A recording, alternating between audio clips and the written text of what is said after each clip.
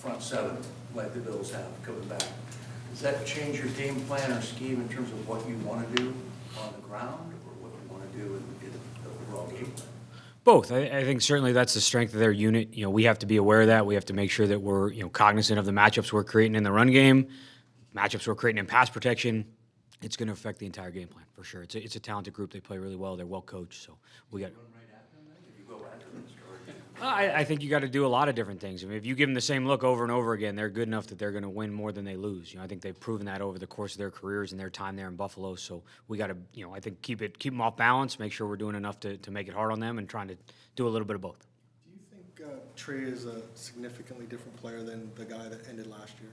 No. I think he picked up where he left off. He's very effective in both phases, plays with a lot of energy. So you certainly see the explosive playmaking ability in the passing game.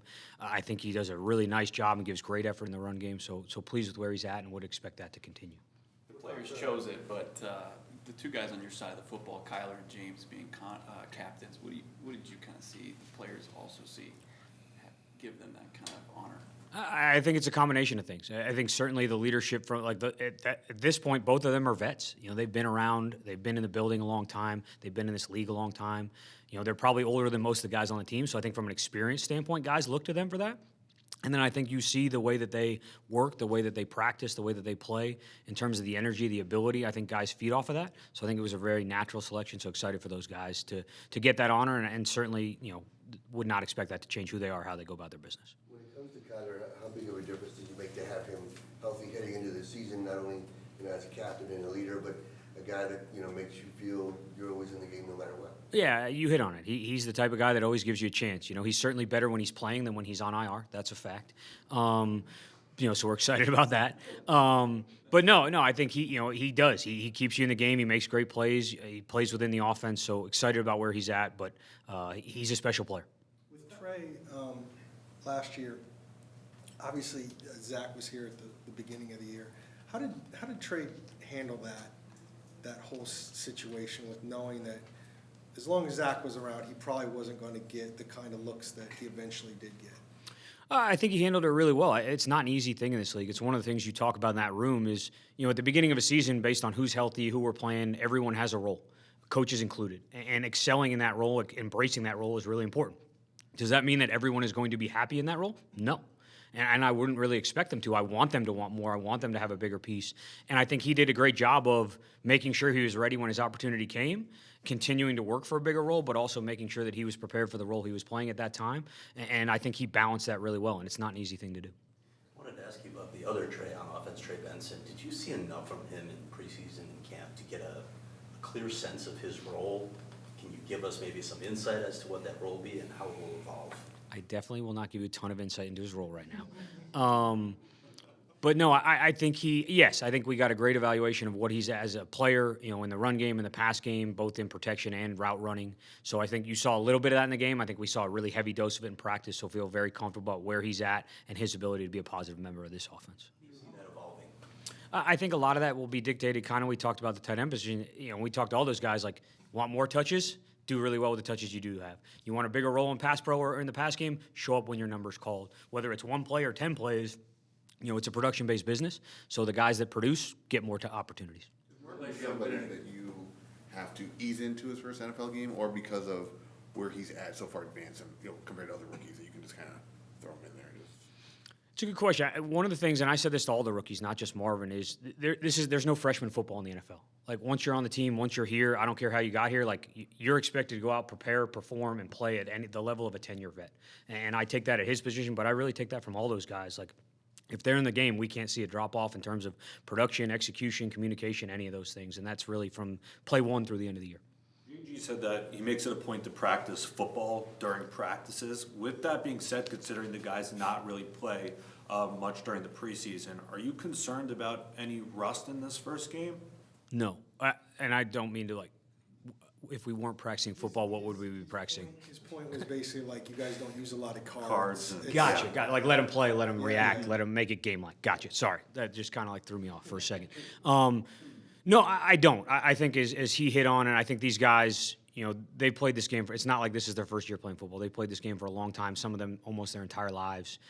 So I would expect we get a lot of very competitive reps against our defense, certainly practicing against Indianapolis, doing the things we did throughout preseason, the offseason. I feel like these guys are definitely going to be ready come week 1. Do you embrace the kind of emotion and just all of the hype that goes into the opener, or is it more of a, like, let's just kind of get into a routine here, week 2, week 3, something like that? Say somewhere in between. I think the thing that, and I stressed this to the offense the other day, is whether I want to or not, and this is true for a player too, like your adrenaline going into week 1 is going to be higher than it's been the last 8 months. Like that's human. If you don't acknowledge that, it's going to eat you up because that's real. So I think being aware of that, making sure you're paying attention to it during the week, so that when you get into the game and your adrenaline is through the roof, you know how to continue to focus on doing your job at a high level. I think that's very important, and probably more important in the first game than in later games. Like once you're in the thick of the season, it's kind of a routine. It already is. Week 1, you want it to be a routine, but you're not there yet. It's the first time you're doing it. So I think some of those guys, and we've challenged them, especially younger guys, have to figure out where do you need to be to play at your peak. For some guys, that's adrenaline through the roof. As a play caller, it probably shouldn't be, right? So like finding that balance is really important. And it's something we spend a lot of time talking about because there's really no way to truly prepare for it other than to acknowledge it's going to happen. How do you help guys with that? How do you help them get rid of that adrenaline, or at least you tame it a little bit, Yeah, I think it's more just being aware of it. I think knowing, naming it, speaking it, talking about it. We have a great support staff from a sports psychology standpoint to help those guys prep for that, to give them some of the tools to cope if they feel like they're overstimulated or understimulated from an adrenaline standpoint. So it's something you work on throughout the offseason, and never is it going to be more important than that first game when you haven't played in a while. From a mental aspect with Kyler, I know he played the back half of last year. We've talked all in that time frame about him coming back and everything. But it feels like in a lot of ways from the outside, we're talking about him in a different position or place, that even though he played at the end of last year with everything that's gone on with the new staff and everything. Do you think he's handling that well? And is that sense also inside that it's a different thing, or is it just you already played and this is just a continuation of? I think he's handling everything we've asked him to do really well. Been really pleased with from that standpoint. I think as kind of going into week 1, I don't see a different him. I don't see a different approach. I think the only thing that might be different is just the experience of, hey, he's been in the offense for this many more months. He has some of those memories and experiences to bank on from games last year, coupled with practices and some of those things. But he's been the same person, the same player, the same teammate. So been very pleased with that. You mentioned the 8 months. And it's been 8 months since you had to put together a game plan with all the preview, the prep, everything to this point. How does that affect knowing now you're going into this intense 4-month stretch? How's that? What's your mindset going into that and avoiding, like you just said, the adrenaline, but just settling in? Excited. I think this is the reason you play the game. I love practicing, I love preparing, but at the end of the day, you do it for Sundays as a player and as a coach. So, really excited to get out there, get these guys on the grass and go compete together. I think that's probably what I'm most excited for.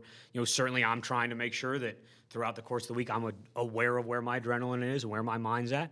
But, come Sunday, about probably midway through the first play, it's business as usual. We got a job to do. I got to call plays. We got to go out and execute them. So I'm just really excited to kind of get that going.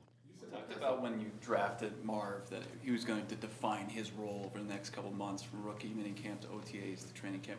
Do you feel comfortable with where he is, and what have you seen from him recently as far as his comfort in this offense? I do. I think he feels very comfortable, and obviously he'd be able to speak better than I can on that. But I'm very pleased with where he's at mentally in terms of getting lined up, running the right routes, making the right adjustments. The physical tools take care of themselves. I think we saw that coming out in college and would expect that to continue here at this level. And I think this, up to this point, it has. So, to me, it's more about from us, from a coaching standpoint. It's like, all right, do you know what to do? Do you know how we need to do it? Can we move you around the formation and allow you to do all the things that you've done in your past? And I think he's embraced that, and it's been good to see. You talk so much about his intelligence as a football player. How has that benefited you guys as a coaching staff as you're catching him up to speed in the NFL? I think it just happened faster. Like that learning curve maybe wasn't quite as steep. There were a couple things where certain guys you'd have to remind them or coach them on or make the adjustment or understand that, hey, there's going to be a little bit of lag time before they're doing it exactly maybe as we might want. Whereas with him, just kind of his pedigree and what he's done throughout his career, I think some of that happened faster than it does with some guys that coming into the league. How will that help you on Sunday calling plays for him? Again, I don't think it changes drastically. I think by the time Sunday comes around, if everybody on that field's not in that position, I haven't done my job to the best of my ability. So I don't see a major change from that standpoint. Expectations are really high from him. Do you concern yourself about that at all? People have been talking about it since you guys drafted him. No, I think at the end of the day, and this is true for everybody in that room, we can't control what's said outside the building, good or bad. And I think, kind of like we talked about the emotion, we have to acknowledge that it's real. We're human. We're going to see it. But if we're focusing on those things, if we're worried about those things, if that's what's driving us, we're not going to get to where we need to be. As a player, as a coach, I don't think that ever changes. So I think that's been our focus from day one with him and everybody in that room is, hey, here's the job. Here's how we continue to improve. Here's where we want to go. And if we focus on anything else, we're not doing our job. Even though there is no freshman football in the NFL, it is always said about the jump from year one to year two.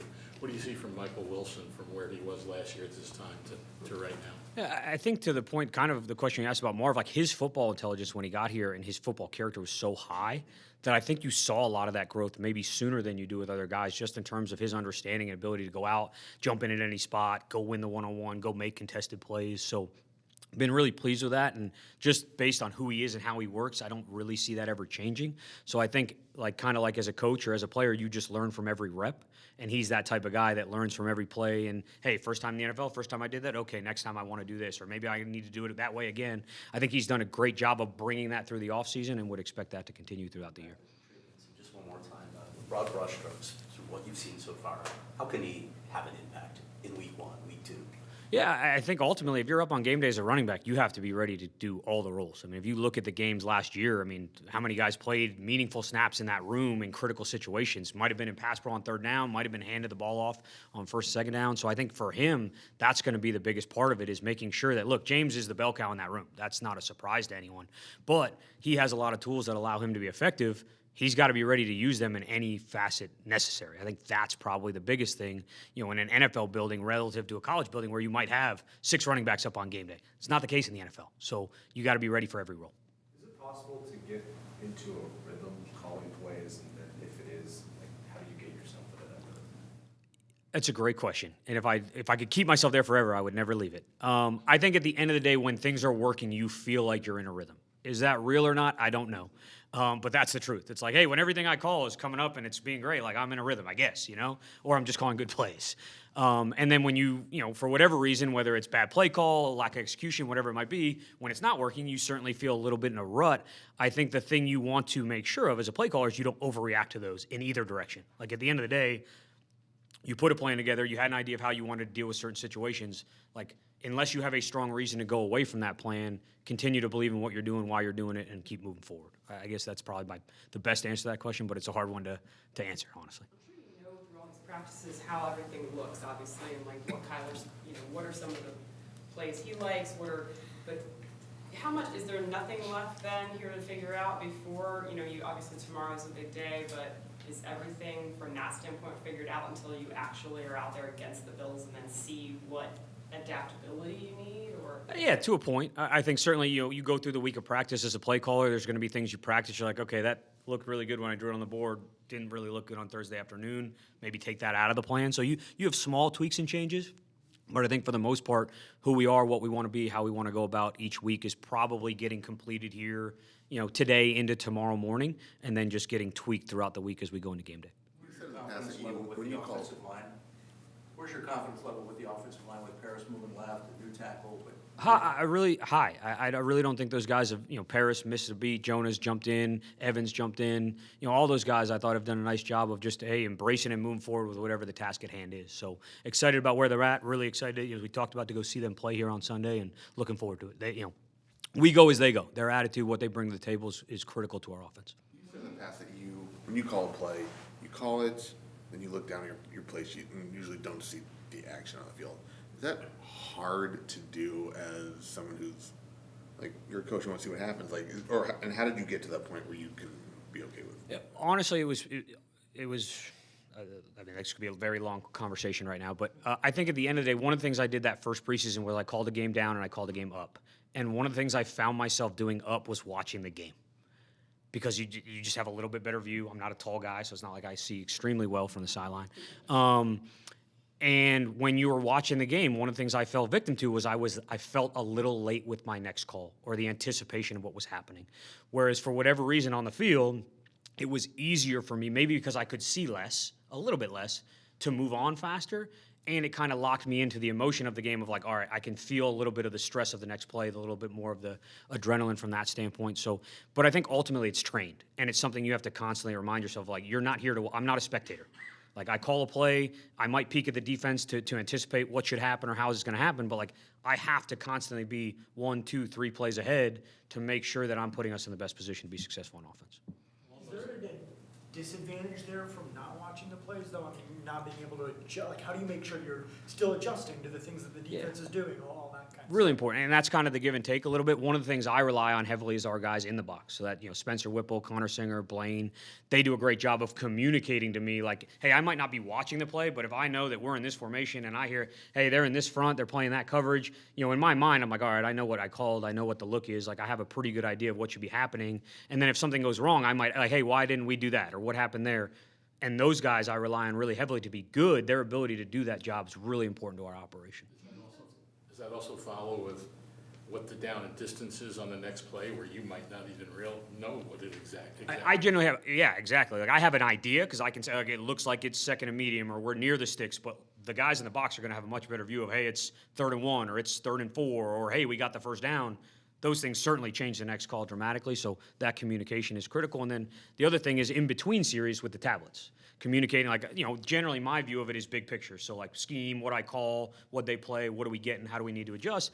But I'm going to rely on my position coaches to give me some communication from, hey, this is what we're getting at O-line. I think we might need to go in that direction. Or, hey, this is what they're giving us coverage-wise. Drew's going to say, hey, can we get to one of these routes we have up in the game plan? And I have to take all that in, and then, hey, this is what we're going to do in the next series. Let's go out and execute. How much does that help those guys in the box kind of get ready for that next step in their career? I think it's huge. I mean, it's certainly what I did early in my career for a number of years. I was giving out the D&D, the situation, talking through the defense, trying to be that. And I think one of the really important pieces of that is it forces you to be emotionally stable.